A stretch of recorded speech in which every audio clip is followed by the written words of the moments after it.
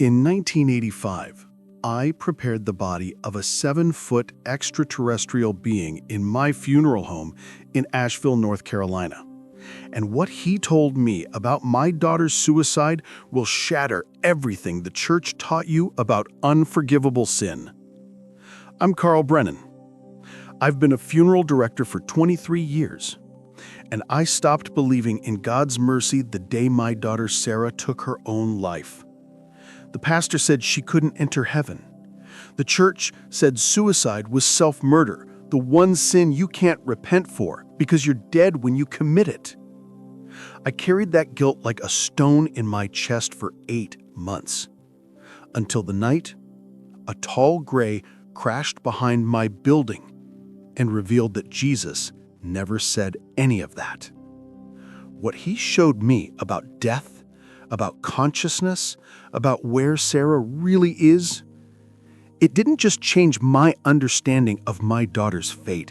It changed everything I thought I knew about life, death, and what comes after. Let me tell you what happened that night in March 1985 in the Morrison Funeral Home. The Morrison Funeral Home sat on the edge of Asheville, North Carolina, a white Victorian building that had seen a century of grief pass through its doors. I'd been the funeral director there for 23 years, long enough that death had become routine, a series of procedures performed with professional compassion but emotional detachment. It was the only way to survive in this profession. That night, March 17, 1985, I was working late, preparing Mr. Henderson for viewing the next morning. The embalming room was silent, except for the hum of refrigeration units and the occasional drip of water in the preparation sink. It was past midnight. I should have gone home hours ago, but home meant an empty house and memories I wasn't ready to face. I had just finished Mr. Henderson's restoration work when the sound came. Not thunder, not a car backfiring. Something else entirely, a deep, resonating boom that rattled the windows and set off car alarms throughout the neighborhood. The lights flickered. For a moment, everything went dark. Then the emergency backup kicked in, casting everything in dim yellow light. My first thought was a plane crash. We were near the regional airport. I moved quickly through the prep room, past the casket showroom, and out the back door into the garden area where families sometimes held graveside services. The smell hit me first, not burning fuel, but something metallic and sharp, like ozone after lightning. Then I saw it. In the small grove of oak trees at the property's edge, something was glowing. Not fire. This was wrong. Blue-white light pulsed between the trees, illuminating branches in strobing flashes. Smoke or steam rose in twisting columns. Every rational instinct told me to call the police, the fire department, someone official. But something else, something I couldn't name, drew me forward. My shoes crunched on frost-covered grass as I approached the tree line. The craft was perhaps 15 feet across, roughly disc-shaped but with organic curves that made it look almost biological. Parts of its surface were dark, others still glowing with that strange blue-white light. It had crashed at an angle, creating a furrow in the earth. Pieces of what might have been hull material lay scattered around, already dissolving into nothing as I watched. And beside it, trying to stand, was the being. My breath stopped. My heart hammered so hard I thought I might be having a cardiac arrest right there. It was impossibly tall, 7 feet at least, and impossibly thin, with limbs that seemed too long and joints that bent in ways that defied human anatomy. The head was large, disproportionate, with enormous eyes that reflected the dying light from the craft. The skin was gray, almost luminous in the darkness, smooth and seamless. Those eyes found mine. I should have run. Every survival instinct screamed at me to flee, to get distance between myself and this impossible thing. But I stood frozen, unable to move, unable to think, unable to do anything but stare.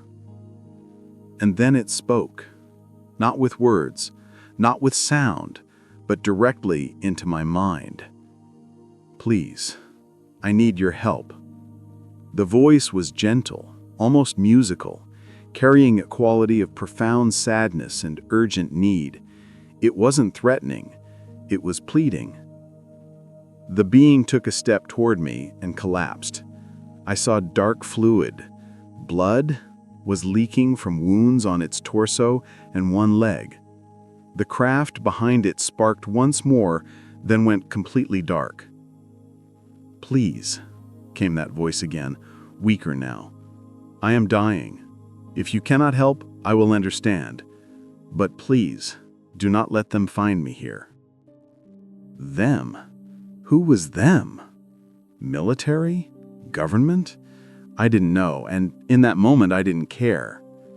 23 years of working with the dying kicked in. This was a patient. This was someone who needed help. The impossibility of what I was looking at seemed to fade into the background as professional training took over. "Can you walk?" I asked out loud, then felt foolish. Could it even understand spoken language? "Yes, a short distance. Your building. The energies there are calm, peaceful. I can feel them." Peaceful. The funeral home. Of course it would sense that. Death and peace were all we offered there. "Lean on me," I said, moving to the being's side. "We need to get you inside before someone sees that crash site." The being was surprisingly light despite its height, as if its bones were hollow like a bird's.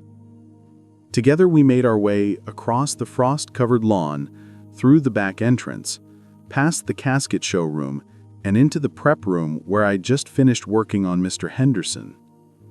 I helped the being onto one of the preparation tables.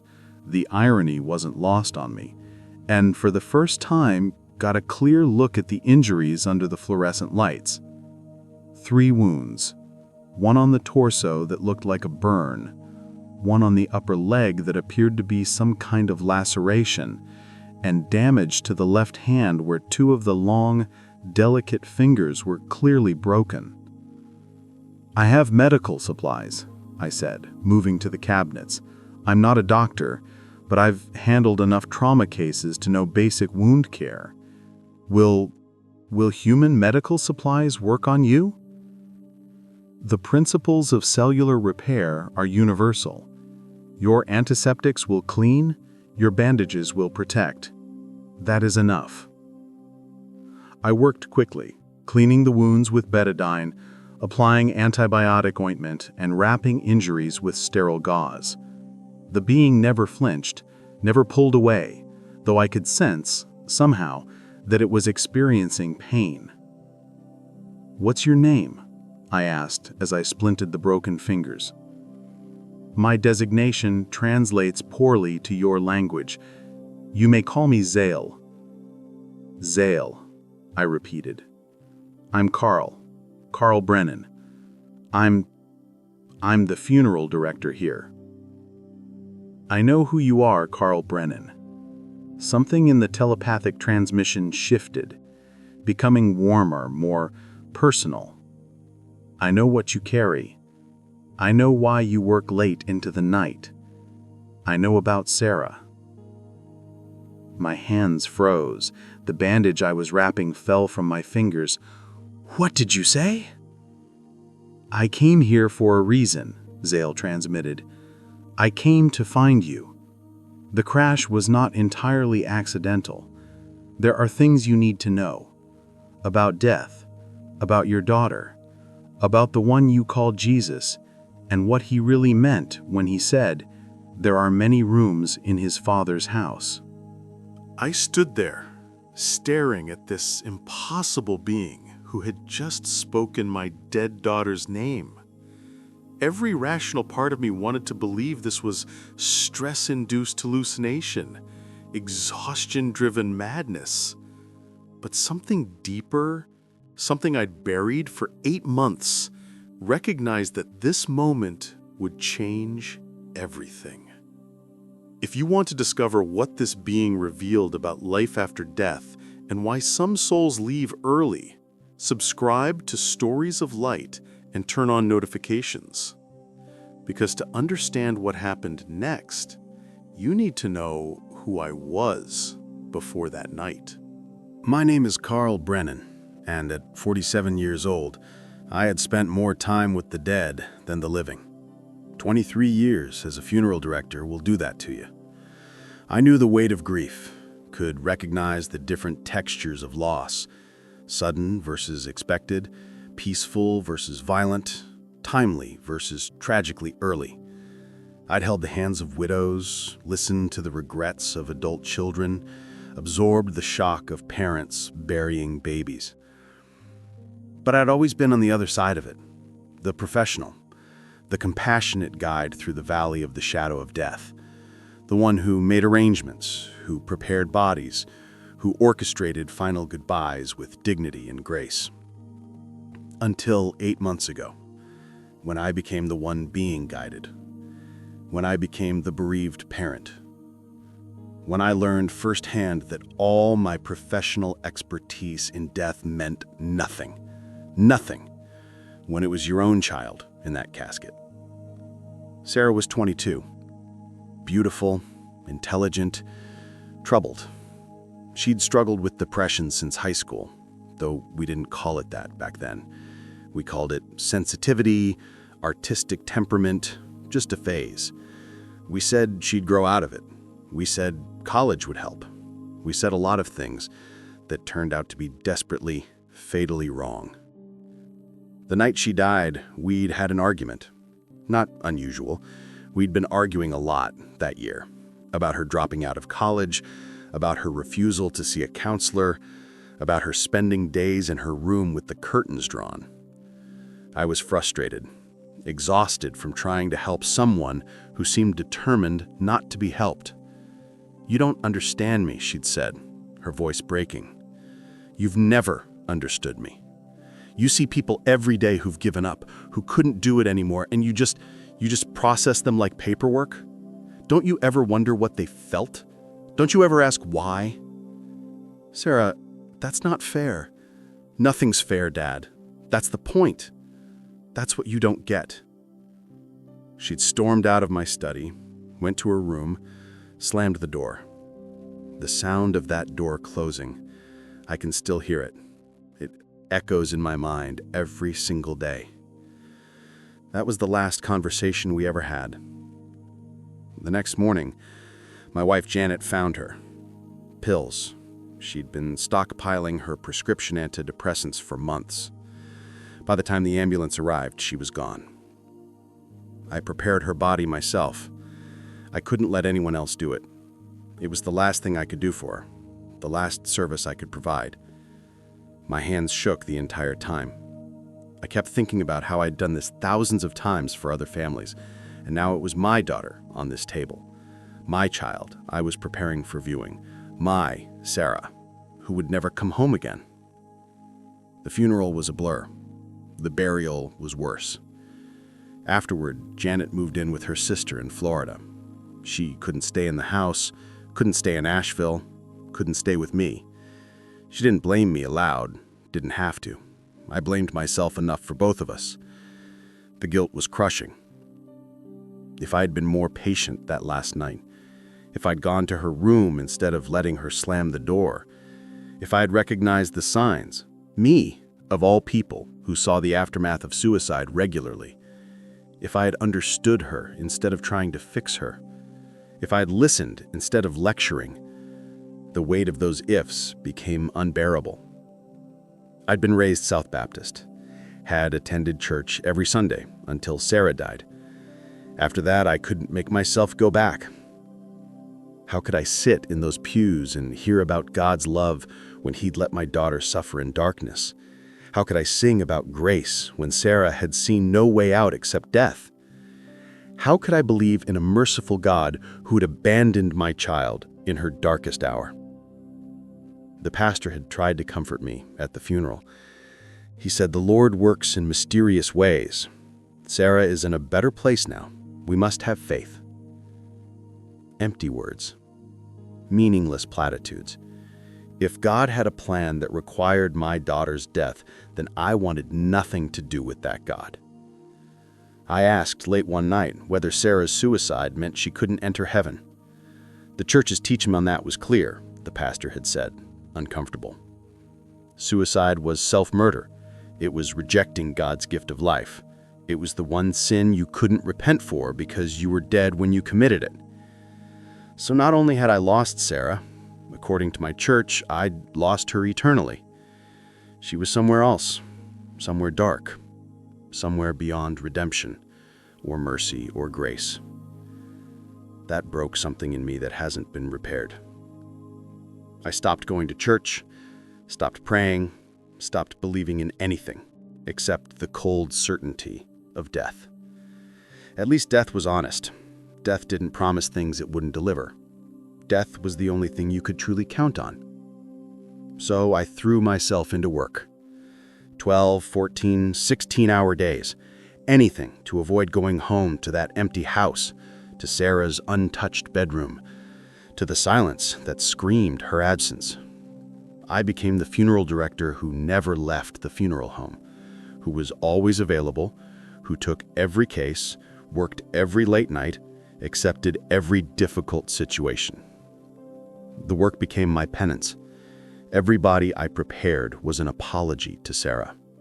Every grieving family I helped was an attempt to give someone else what I'd failed to give my daughter: understanding, patience, time. But it was never enough. Nothing was ever enough to quiet the voice in my head that whispered the same words every single day. You failed her. She needed you and you failed her. Your last words to her were frustration. Your last interaction was rejection. She died thinking you didn't understand her, and she was right. I'd stopped sleeping well. When I did sleep, I dreamed of that last conversation. Except in the dreams, I made different choices. I went to her room, I apologized, I listened, and she lived. But then I'd wake up, and the reality would crash down again. She was gone, and nothing I did would bring her back. Friends stopped calling. I stopped returning their messages anyway. Janet called once a week, but our conversations were brief, painful. We had nothing to say to each other except the words that hurt too much to speak. We lost her. We failed her. We'll never get her back. At 47, I'd become a ghost haunting my own life. I moved through the motions of existence, working, eating, sleeping, but I wasn't really living. I was waiting. For what? I didn't know. Forgiveness, maybe. Understanding. Some sign that Sarah's death meant something, that her suffering hadn't been pointless, that there was more to this universe than random cruelty and meaningless loss. I'd spent 23 years helping others find meaning in death. I had no idea how to find meaning in this one. And then, on March 17th, 1985, a 7-foot being crashed in the oak grove behind my funeral home, and everything I thought I understood about death, about Sarah, about the nature of reality itself, was about to be completely transformed.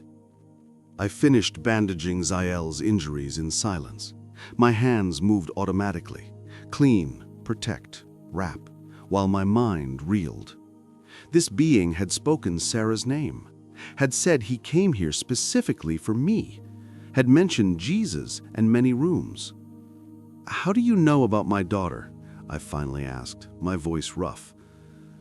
"Sit down, Carl Brennan," Zael transmitted gently. "You have been standing for many hours. You are exhausted. What I must tell you requires that you be grounded, centered." I pulled over my work stool and sat, suddenly aware of how tired I was. "I'm sitting. Now tell me how you know about Sarah." Those enormous eyes regarded me with something that looked like compassion.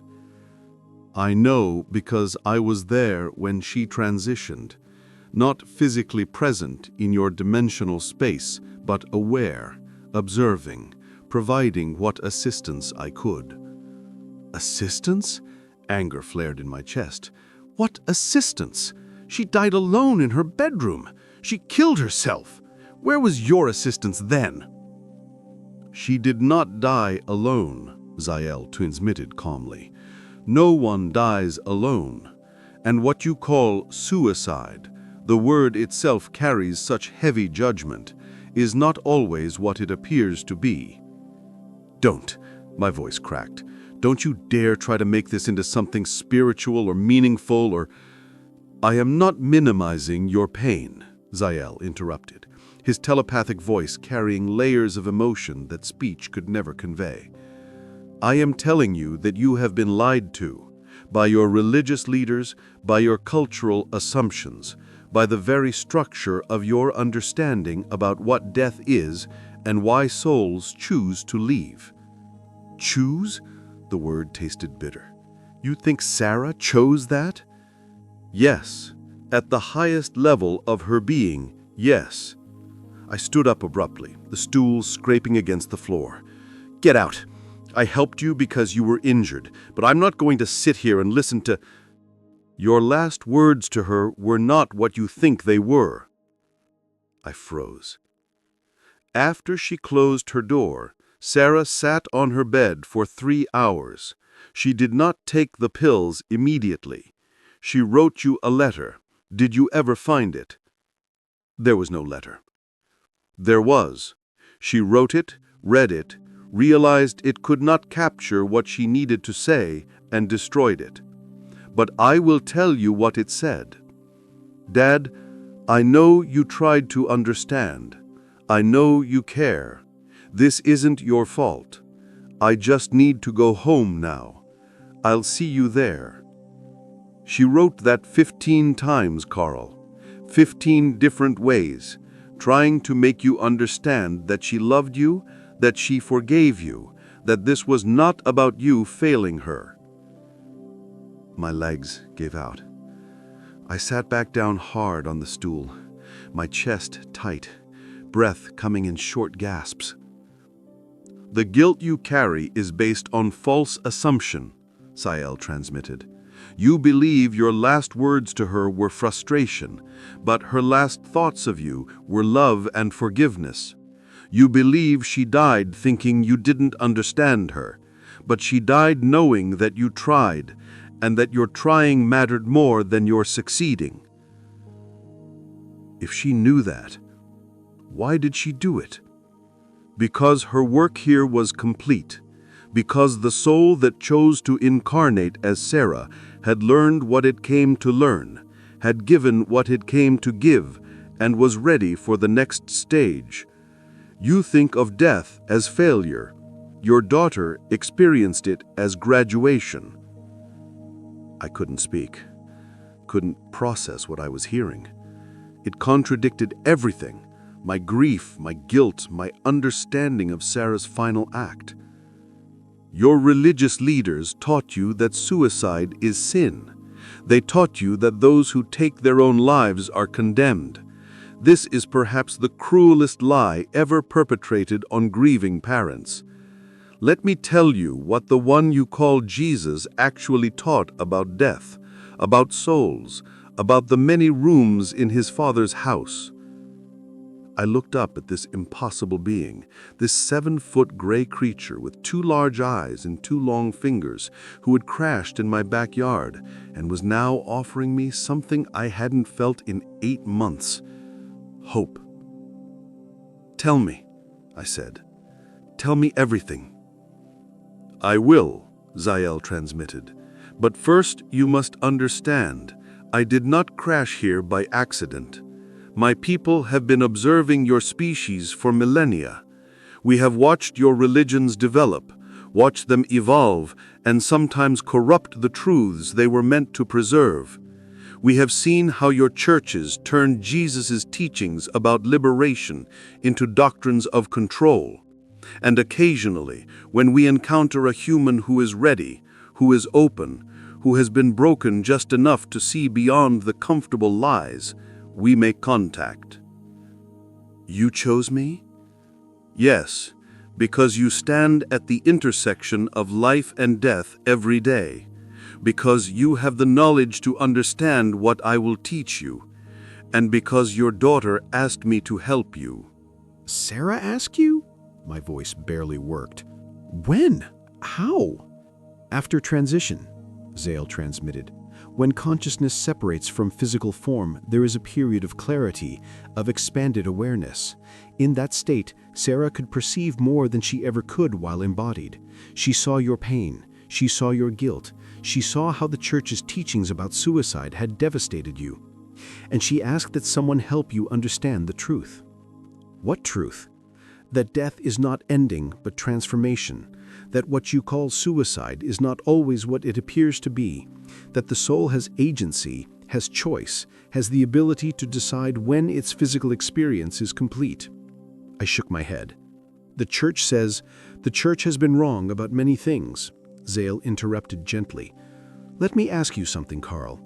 When Jesus was on the cross, knowing he was about to die, did he not have the power to come down? Did he not choose to remain? Did he not, in fact, decide the moment of his own death? That's different. That was sacrifice for others, not... And you do not think Sarah's death taught you anything? Did not open you to questions you never asked before? Did not crack apart your comfortable assumptions about reality? I sat in silence, unable to argue. I am not saying all suicides are conscious spiritual decisions, Zale continued. Some deaths are born from chemical imbalance, from mental illness that clouds judgment. But even then, the soul chooses the circumstances of incarnation, knowing this possibility exists. And some deaths, like Sarah's, are more intentional than your psychiatrists understand. Intentional how? Sarah's soul came to learn about sensitivity, about feeling deeply in a world that values emotional armor. She came to experience the contrast between spiritual awareness and physical density. She came to teach those around her about compassion, about the limits of understanding, about the pain of loving someone you cannot save. She accomplished these lessons. Her curriculum was complete. So she just decided to leave? To abandon everyone who loved her? She did not abandon you. She graduated. There is difference. In the school you call life, some souls need only one grade level, some need many. Sarah's soul was advanced, had incarnated many times before, and this lifetime was brief because it was focused. She came, she learned, she taught, she moved on. To where? To what Jesus called the many rooms in his Father's house. Your daughter occupies one of those rooms now, Carl. She is not suffering. She is not condemned. She is not in darkness. She is in a state of consciousness that is freer, lighter, more expansive than anything possible in physical form. Tears were streaming down my face now. I didn't try to stop them. The Jesus you learned about in church was incomplete version. The real Jesus, the consciousness that incarnated in that body, understood death completely differently than how your religious authorities teach. When he said, "I am the resurrection and the life," he was not claiming unique divinity. He was stating universal truth. Consciousness cannot die. What you call death is simply a transition of awareness from dense physical form to less dense energetic form. But the church says suicide is unforgivable sin because it threatens their control, Zale interrupted. If people understood that they have agency over their own incarnation, that they can choose when to leave, the church loses power. So they invented doctrine of eternal punishment for self-murder, ensuring that fear keeps people trapped in suffering rather than making empowered choices. Are you saying suicide is acceptable? That people should? No. The transmission was firm. I am saying that judgment about it is inappropriate. Each soul's journey is unique. Each decision to incarnate or to leave is made with wisdom you cannot perceive from physical perspective. Your job is not to judge Sarah's choice. Your job is to release the guilt that has been poisoning you for 8 months. I don't know how to do that. Then let me show you. Zale transmitted. "Let me demonstrate that consciousness continues, that connection transcends physical death, that Sarah is not gone, she has simply changed form." "How can you possibly demonstrate that?" "I can facilitate communication, not in the way your spiritualists do with vague messages and general statements. I can create temporary bridge between dimensional frequencies, allowing you to perceive Sarah's consciousness directly." My heart was pounding. "Can you let me talk to her?" "Not talk, exactly. Consciousness communication is deeper than words, but yes, I can facilitate connection, if you are willing." Every rational part of me said this was impossible. Grief-induced delusion, wish fulfillment, my desperate mind creating what it needed to believe. But another part, the part that had just bandaged an alien's wounds, the part that was receiving telepathic transmissions, the part that had been shattered enough to see beyond comfortable rationality, that part said, "What if it's true?" "I'm willing," I whispered. "Then we will attempt this. But first, there is more you must understand about Jesus, about consciousness, and about the true nature of death. Because without this foundation, the connection will be overwhelming, incomprehensible. You must learn to see with different eyes before you can perceive your daughter's true state."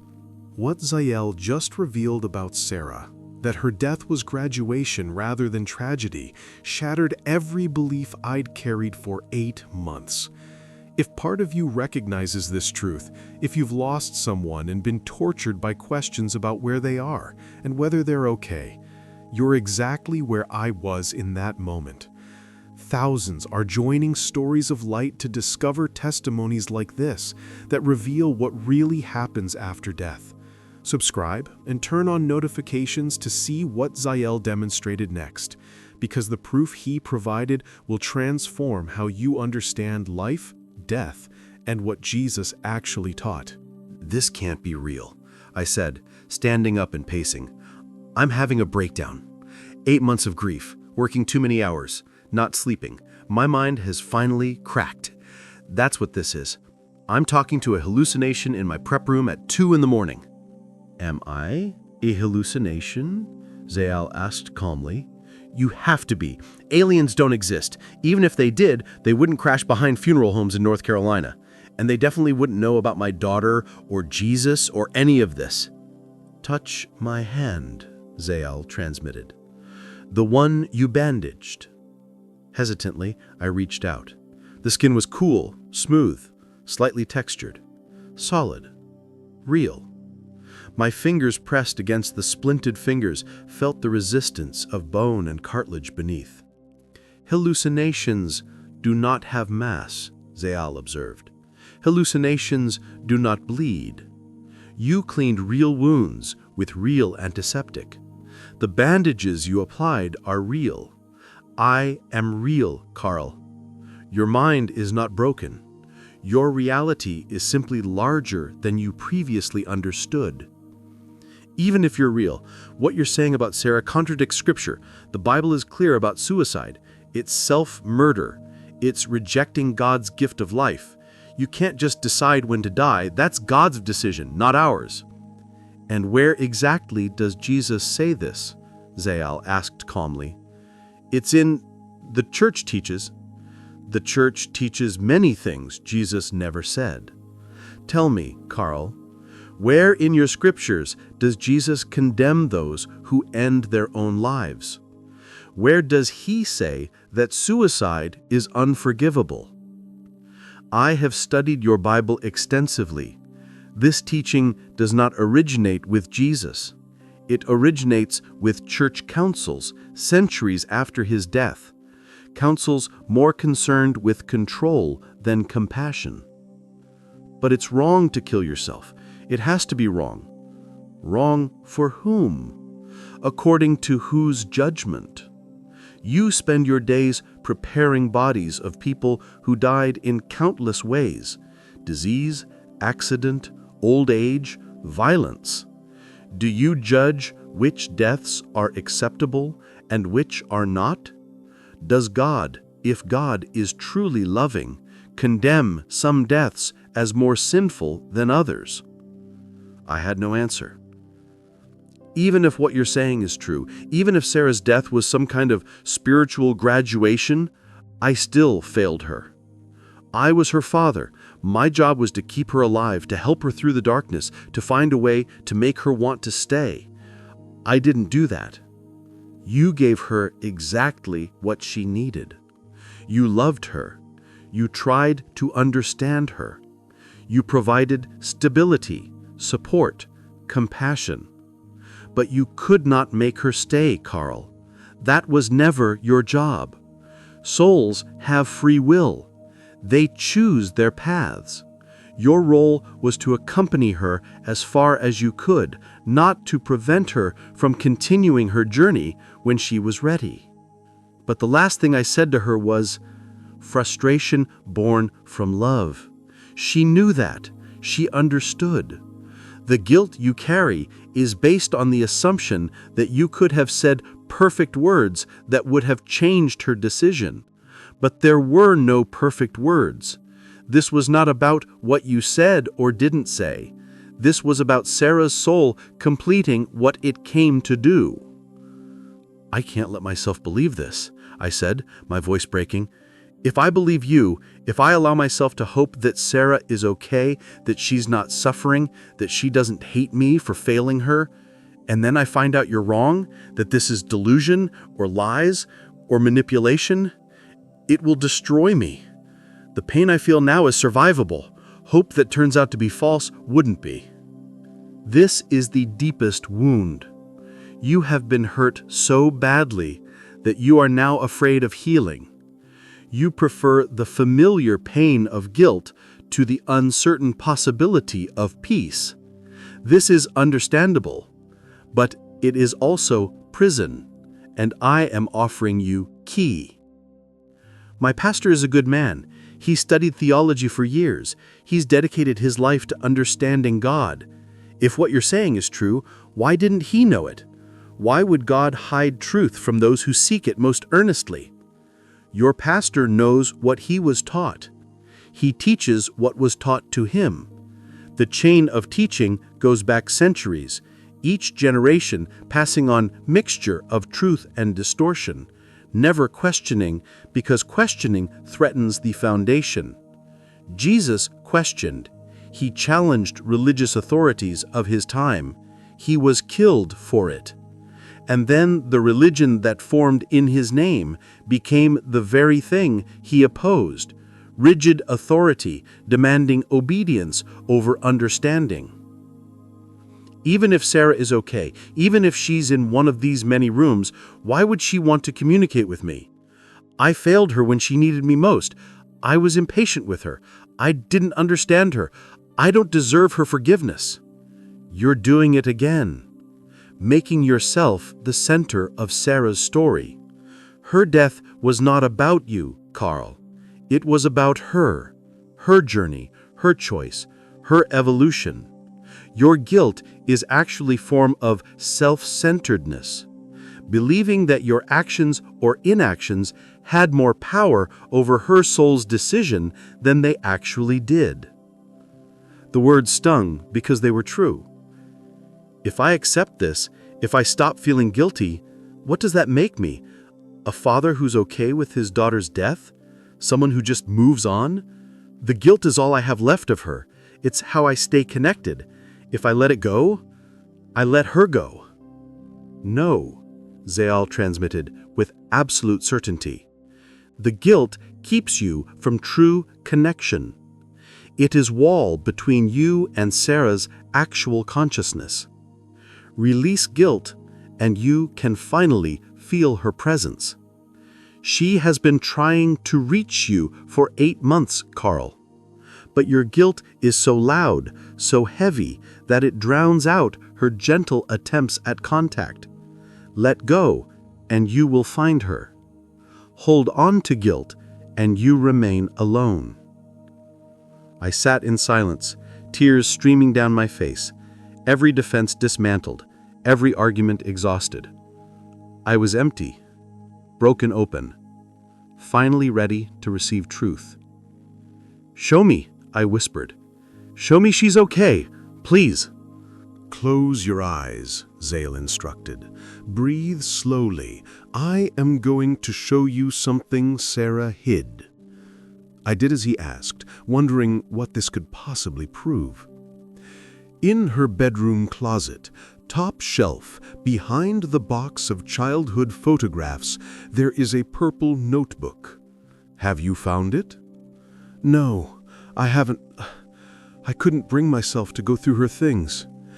Inside that notebook, on page 47, Sarah wrote something 3 weeks before her death. The first line reads, "I think my dad suspects something is wrong, but he's afraid to ask directly. I love him for trying." Go home tomorrow, find the notebook, read what she wrote. Then you will know I am not inventing these things. My eyes opened. How can you possibly know what's in her notebook? Because I was there, observing, when she wrote it. We observe many humans, Carl, especially those who are spiritually sensitive, who are struggling with the weight of physical existence. We cannot intervene directly. Free will is sacred, but we witness, we accompany, and sometimes, after transition, we help facilitate understanding. Now I will demonstrate something more direct, Zale transmitted. I am going to adjust your perceptual frequencies slightly. You may feel disoriented. Do not be afraid. He extended one long finger toward my forehead. I felt warmth spreading through my skull, a strange, tingling sensation. And then the room changed. Not visually, everything looked the same, but there was a presence now, something I hadn't been able to perceive before. A gentle, familiar warmth near my right shoulder. She has been standing there since you began working tonight. She comes often. She watches you work. She worries about you. She tries to send you comfort, but you have been too closed off by grief to feel it. I turned my head, saw nothing, but felt everything. That warmth, that presence, that unmistakable sense of Sarah. "Baby?" I whispered. And I felt her response. Not words, not voice, but emotion, pure and clear. Love, apology, reassurance. "I'm okay, Dad. I'm so okay. Please stop hurting." I broke down completely, sobbing like I hadn't allowed myself to sob since the funeral. Great heaving gasps of grief and relief and recognition all mixed together. The presence remained steady, comforting. My daughter, still here, different form, but still present. After several minutes, Zale gently withdrew whatever he'd done to my perception. The presence faded, though I could still feel an echo of it. "She has always been there," he said quietly. "Death does not end love. It does not end connection. It only changes the way we must learn to perceive it." "Your left knee," Zale observed. "You injured it 15 years ago. It causes you pain every day, especially when weather changes. You have learned to live with it." This was true. A skiing accident. Torn cartilage never properly healed. "May I?" Zale extended his hand toward my leg. I nodded. He placed his palm over my knee, not touching, hovering about 2 inches above. I felt heat, intense and penetrating, flooding through the joint. The sensation was almost overwhelming, not pain, but power, energy, something I had no words for. After perhaps 30 seconds, Zale withdrew his hand. "Stand. Walk." I stood, took a step, then another. No pain, no stiffness, no grinding sensation that had been my constant companion for 15 years. How did you... Directed consciousness energy can facilitate healing. Jesus did this constantly. It is not miracle in supernatural sense. It is application of principles your science has not yet discovered. Your daughter has this ability now in her current state. All consciousness has this ability when freed from physical limitations. I demonstrated this so you understand death is not diminishment, it is expansion. You have a scar, Zale transmitted, on your lower back, right side. You received it when you were 9 years old, climbing a fence at your grandfather's farm. You caught your shirt on barbed wire and tore a 4-inch laceration. Your grandfather put you in his truck, drove you to the county hospital, where you received 8 stitches. You never told your parents because you'd been explicitly told not to climb that fence. This was 53 years ago. I stared at him. I'd never told anyone that story. Janet didn't even know about it. How could... The scar is approximately 3 inches long now, faded but still visible. Would you like me to describe any other events from your childhood that no one else knows? Your first kiss at age 14 with Martha Henderson behind the Baptist church. The money you stole from your father's wallet when you were 16 and felt guilty about for years. The night you almost didn't marry Janet because you were afraid you weren't good enough for her. Stop! My voice was shaking. How do you know these things?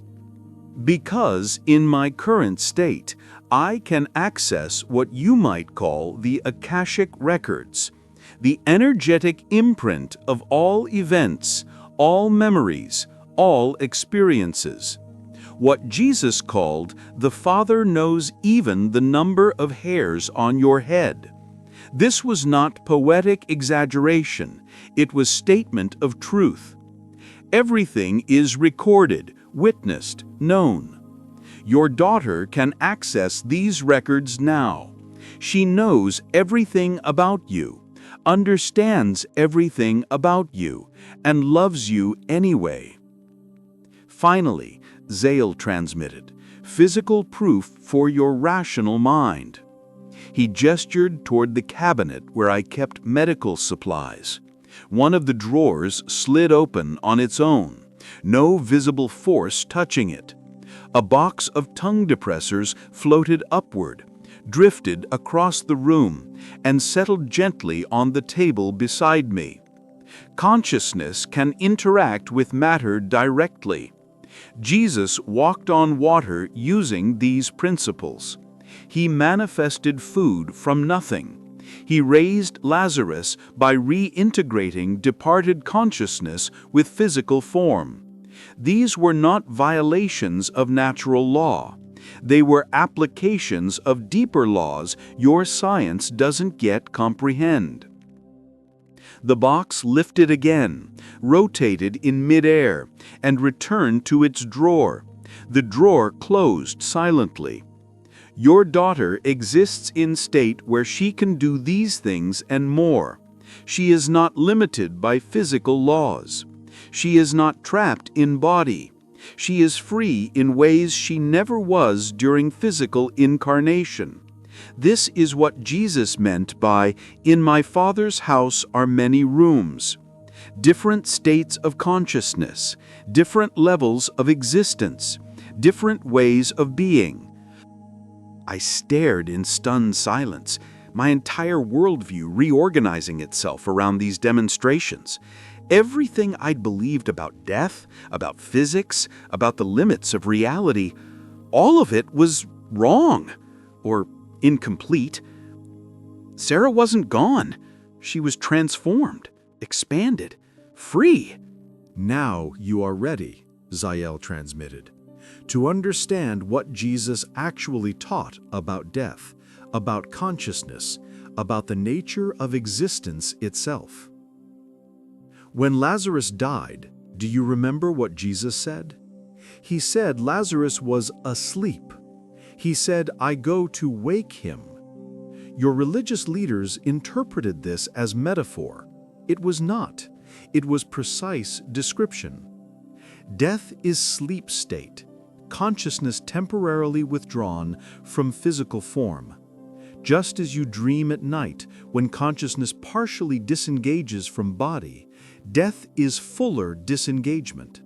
But the consciousness remains, the awareness continues, the essential self persists.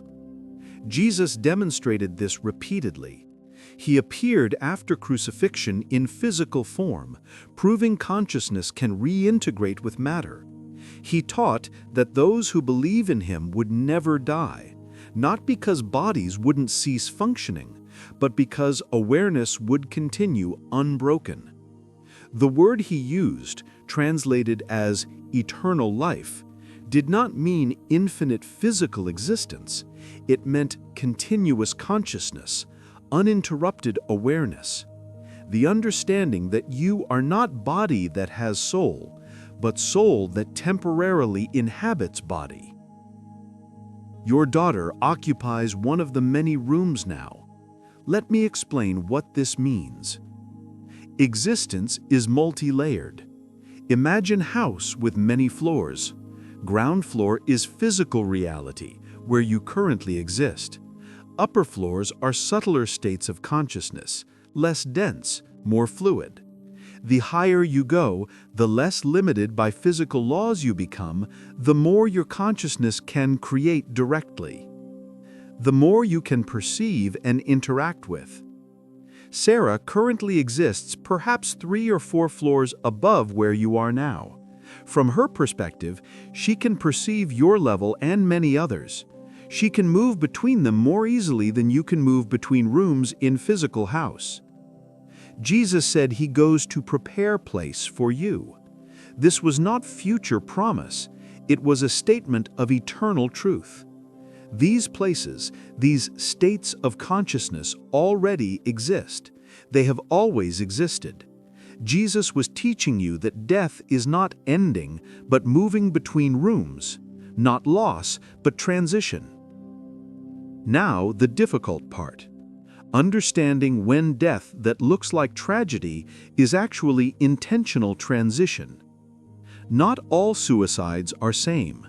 Some result from mental illness, from chemical imbalances that cloud judgment and create unbearable suffering.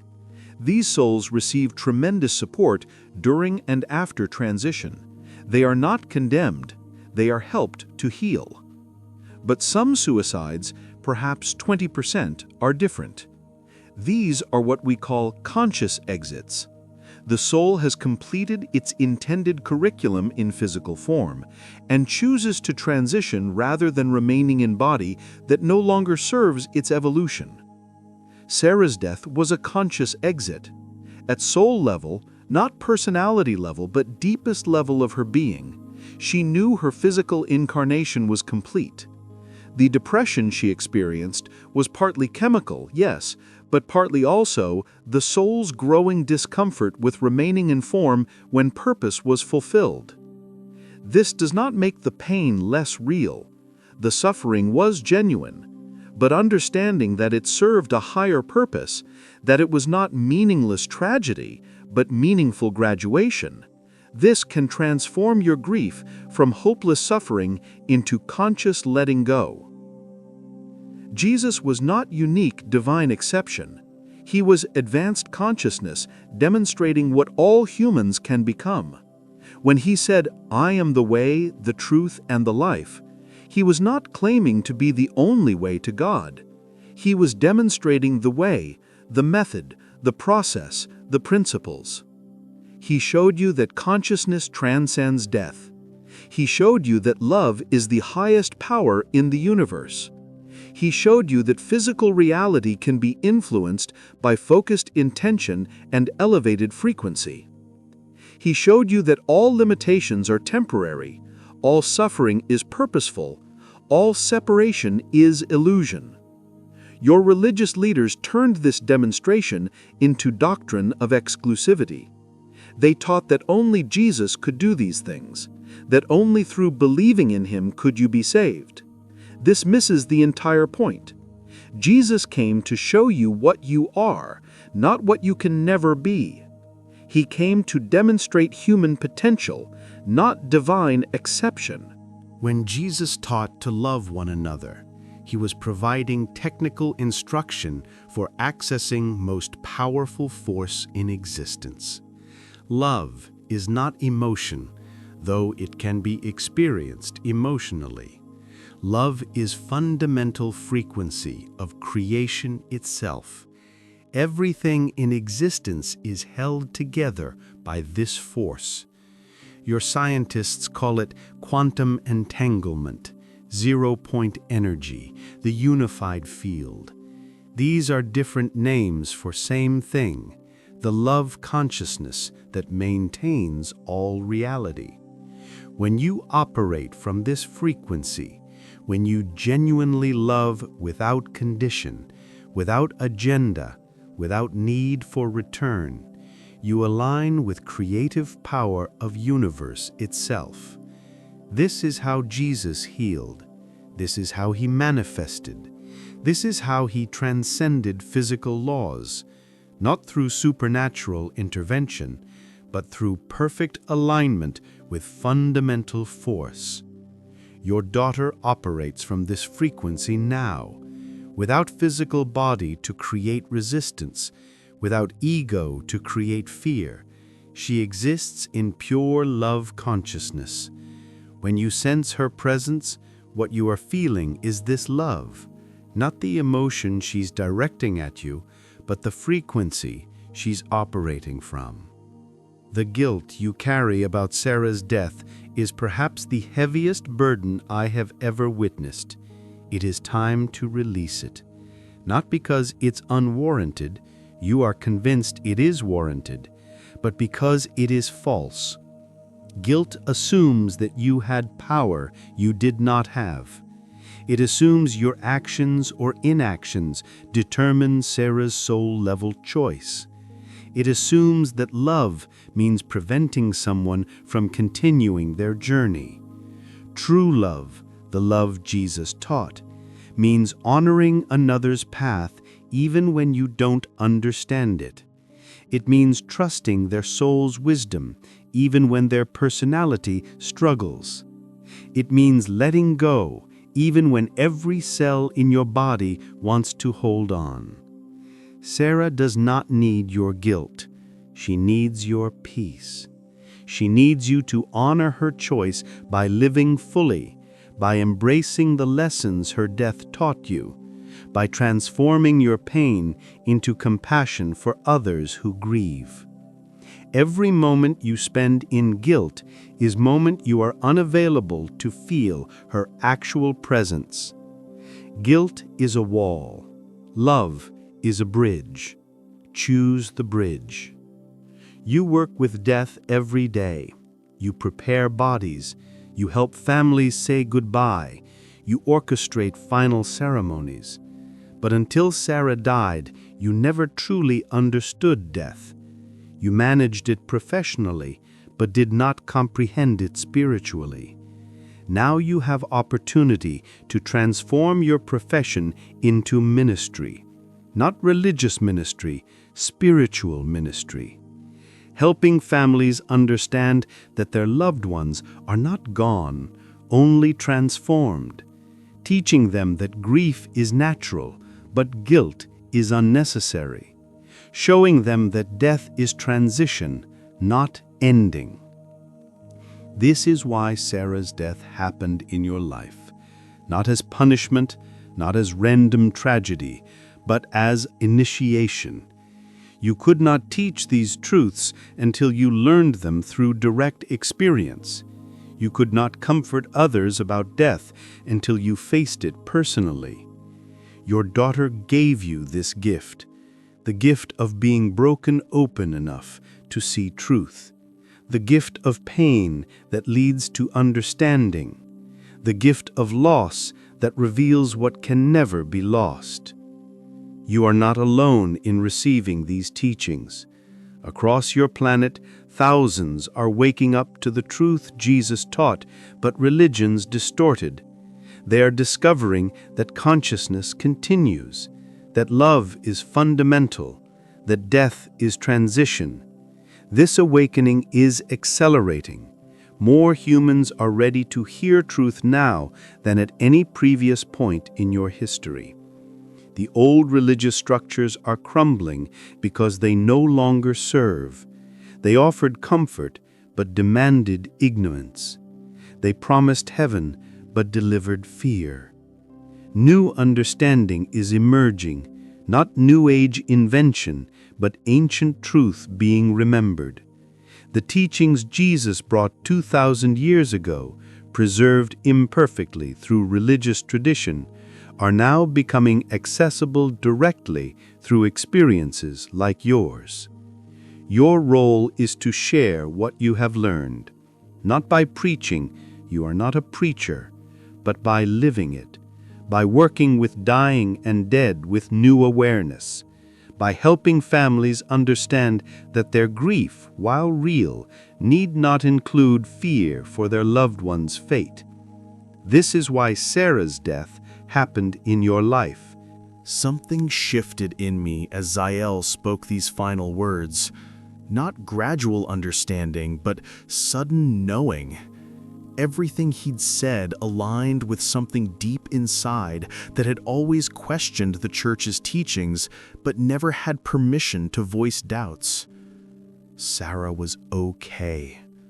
The knowing settled into my chest like warm light, not belief, knowing.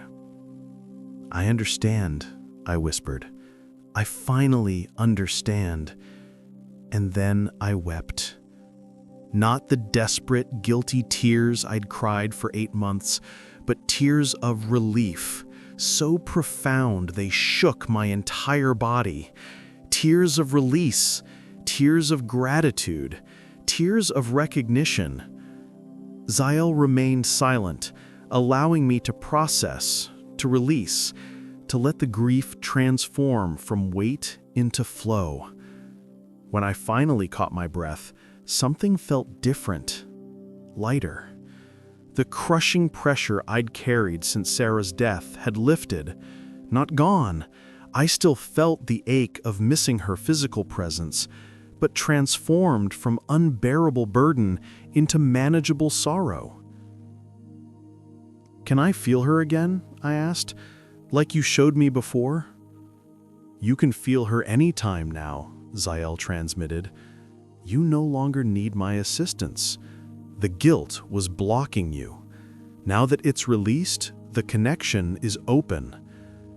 I closed my eyes, quieted my mind, and simply thought, "Sarah, are you here?" And immediately I felt her. That warmth, that presence, that unmistakable essence of my daughter. Not imagination, actual contact. I felt her love, her approval, her excitement that I'd finally understood, and underneath everything, her repeated message, "I'm okay, Dad.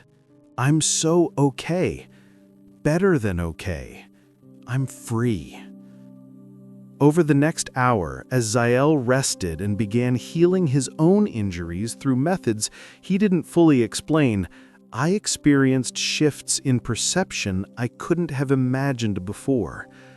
I could sense the lingering presence of people who had died in the funeral home, not ghosts exactly, but energetic impressions, like echoes of consciousness. I could feel the emotional residue in the building, decades of grief and love and letting go. For the first time, I understood that my work wasn't just processing bodies, it was facilitating transitions, holding space for families navigating between physical and spiritual worlds.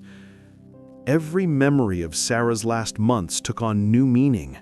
Her withdrawal wasn't rejection, it was preparation. Her sadness wasn't failure, it was completion. Her final words to me weren't accusation, they were recognition that our communication worked at different levels. The argument I'd tortured myself over for 8 months? Just surface interaction. The real connection, the soul-level bond between father and daughter, that had never been in question. I noticed my chronic knee pain, healed by Zael hours earlier, remained healed. But more than that, my entire body felt different, lighter, more energized. The exhaustion I'd carried for months was simply gone. When I looked in the mirror, I barely recognized myself. The grief-haunted eyes had cleared. The tension in my jaw had released. I looked like I'd aged backward 10 years. I can't go back to how I was, I told Zael, as dawn light began filtering through the windows. I can't prepare bodies the same way, can't interact with grieving families the same way, can't see death the same way. No, Zael agreed. You cannot, nor should you. You have been initiated into mystery. Now you must live from that understanding. How do I explain this to people? I can't tell families that their loved ones are just in another room. They'll think I've lost my mind. You do not explain with words. You demonstrate with presence. When you help families now, they will feel something different from you. Peace, where they expected only professional sympathy. Certainty, where they expected only platitudes. You will become bridge between worlds, still functioning in physical reality, still doing your work, but carrying an awareness that transforms everyone you touch. As Zael prepared to leave, his craft having somehow repaired itself overnight through processes I didn't fully understand, I felt overwhelming gratitude. Thank you, I said, for crashing here, for telling me about Sarah, for showing me truth. Thank your daughter, Zael replied. She arranged this. We do not make contact randomly. We respond to requests from souls who have transitioned and wish to help those they left behind. Sarah's love for you brought me here. Will I see you again? Perhaps, perhaps not. But you will see Sarah, not with physical eyes, but with awareness I have awakened in you, and that connection will never break again. The weeks following Zael's departure transformed everything about how I worked, how I lived, how I understood my role in the world. I returned to the funeral home the next evening to find the purple notebook exactly where Zael said it would be. I sat in Sarah's room, the first time I'd entered it since her death, and read her words. Page 47. I think my dad suspects something is wrong, but he's afraid to ask directly. I love him for trying. He's a good man who doesn't understand that some of us aren't meant to stay long. I wish I could explain that this isn't his failure. I wish I could tell him what I know now about where I'm going next. I wept. Then I read the rest of the notebook. 50 pages of Sarah's spiritual searching, her growing awareness that she was preparing to leave, her hope that somehow, someday, I would understand. She had known. At soul level, she had known all along. The first family I served after that night noticed something different immediately. Mrs. Patterson, whose husband had died of heart attack, looked at me strangely. You seem different, she said, more peaceful. I don't know how else to say it. I've learned some things recently, I told her carefully. About death, about what comes after. about how consciousness continues. We talked for 2 hours. I didn't mention aliens or telepathy or any of the incredible details. I simply shared the core truth. Her husband was not gone. He was transformed. The love they shared hadn't ended. It had just changed form. She cried, not tears of despair, but tears of reunion. Not with Sarah's body, but with the truth of her continued existence. I'm still a funeral director. I still prepare bodies, still help families navigate loss, still orchestrate services and burials. But now I do it from a completely different understanding. I'm not managing death, I'm facilitating transitions. I'm not just comforting the bereaved, I'm teaching them that separation is temporary, that love transcends physical form, that consciousness cannot die. This is what Sarah's death taught me. This is what Zael revealed. This is what Jesus actually meant when he said, I am the resurrection and the life. Death is not the end. It's the doorway to the next room. If you're still watching this, something in you recognizes that what happened to me is real. You've lost someone, maybe suddenly, maybe tragically. Maybe they made a choice you couldn't understand, a choice that left you drowning in guilt and unanswered questions. You've been taught by religious authorities that certain kinds of death are worse than others, that suicide is an unforgivable sin, that your loved one is somewhere dark, being punished, condemned for making that final choice. Let me tell you what I learned from a 7-foot being who crashed behind my funeral home. You have been lied to. Your loved one is not gone. They are transformed. They exist in one of the many rooms Jesus spoke about, rooms that are real, accessible, closer than you think. The guilt you carry, it's based on false assumptions that you had power you didn't have, that your actions or inactions determine someone else's soul-level choice. Release it. Your loved one doesn't need your guilt. They need your peace. The fear you have about where they are, it's based on religious doctrine designed to control through terror. Jesus never taught that God condemns those who suffer so deeply they choose to leave. Jesus taught that the Father's house has many rooms, that consciousness continues, that love transcends all limitations, including death. You can feel their presence. Right now, they are likely near you, not haunting, not trapped, but present in a different form, trying to send you comfort that your grief has made you unable to receive. What would change if you knew, truly knew, not just believed, that they are okay, that they love you, that they don't blame you, that they're free in ways they never were during physical life? This is not false comfort. This is truth that beings from beyond Earth are helping humans remember.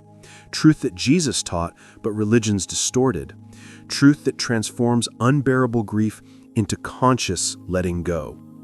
I know because I lived it. Because I was drowning in guilt over my daughter's suicide until I learned that her death was not failure, mine or hers, but graduation. If you want to discover more testimonies like this, more evidence that consciousness continues after death, more truth about what Jesus actually taught about love and loss and life eternal, subscribe to Stories of Light and activate notifications, because you are not alone in your grief. Thousands of others are discovering these same truths, and together we are awakening to reality that churches either don't know or won't teach. Death is not the end. Love is not limited by physical form, and your loved one, whoever you're missing right now, is closer than you think, waiting for you to release guilt long enough to feel their presence. They're okay. They want you to know that. They want you to be okay too.